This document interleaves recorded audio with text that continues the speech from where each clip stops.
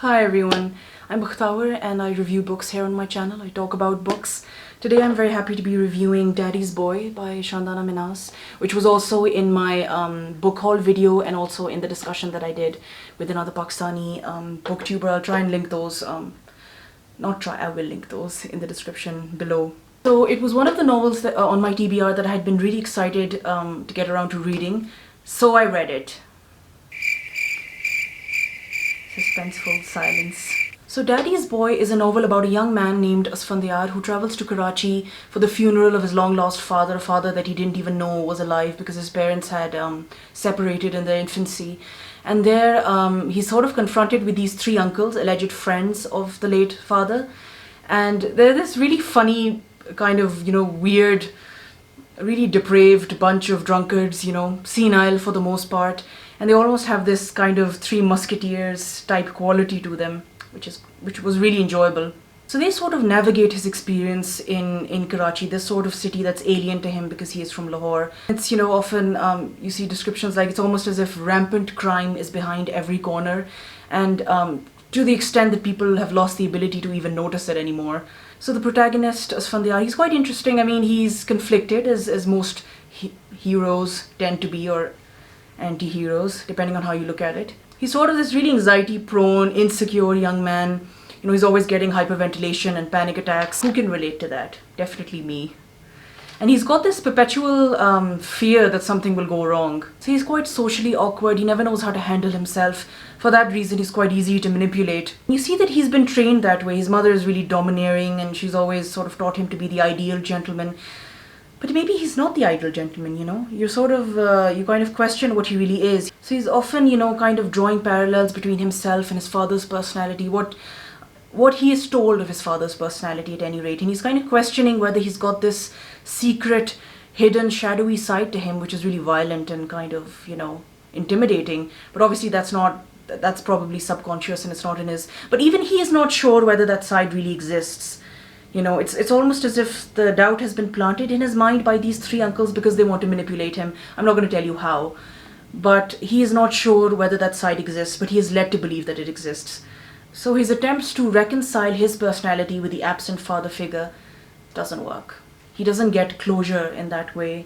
He kind of just ends up more traumatized, I suppose. Traumatized by something that he didn't even know he could be traumatized by. I would like to read you this passage that I really liked from the book. I've marked it. Animals used to concealment often freeze when exposed, hoping any predator in the vicinity will take their stillness for lifelessness. In the human world, the risk of recognition sometimes engenders a similar paralysis. The omission of his name from Anis's death notice had forced Asfandyar to consider whether the uncles were prescient, or his mother had made the decision for him, knowing it was the one he would have chosen anyway. Either way, he was predictable. What Lala Rukh is like his fiancée, who we never actually see, she sort of never comes forward. It's like just a mention of her throughout the novel. What Lala Rukh called his stability was actually a lack of imagination, a plod through life rather than a hop, skip and jump. The thought of what the uncles, what his father might have thought of his stability, drove him into a sullen silence even Ifti and Shuku's constant squabbling could not drag him out of. He had never wanted to be a risk-taker, but he was still indignant at being considered incapable of it. So throughout the novel, the really interesting bit was that you see Asfandyar kind of dawn on all of these avatars. He's against his beliefs and presuppositions about life and about himself. He kind of, almost in an uncomfortable fashion, he takes to new adventures, such as having to dump a body in a lake and, having to cover up a crime that he didn't know he had committed.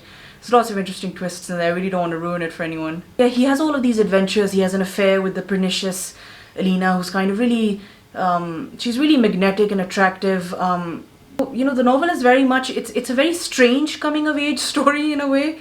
Kind of like a farcical coming-of-age. It's like you come of age or something, even though you're already 30 years old, but you become the worst version of yourself.